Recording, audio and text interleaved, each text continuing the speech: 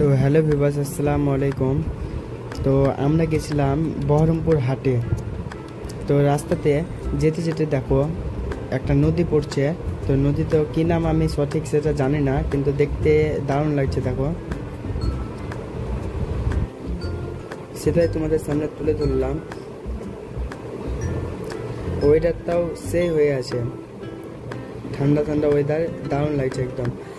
আর একটা জিনিস তোমরা লক্ষ্য করো, এই যে রাস্তার দুই পাশের মিডলে যে ছোট ছোট গাছগুলো লাগানো আছে, দেখো কত সুন্দর লাগছে। এগুলো ছোট হয়ে আছে, আরও যে অন্যান্য মানে রাস্তাগুলো ছিল ওগুলো ভিডিও তুলে ধরতে পারিনি, ওগুলো অনেক বড় বড় ছিল। তো ফাইনালি আমরা আমাদের গন্তব্যে চলে এসেছি, এটা সেই হাট। এবার সেই নদীটির উপরে যে ব্রিজটা ছিল, ওই ব্রিজের রাতের ভিডিও বাড়ি আসার সময়। তো বাস এটাই, আর কিছু না। দেখা হচ্ছে নেক্সট ভিডিওতে। Bye bye.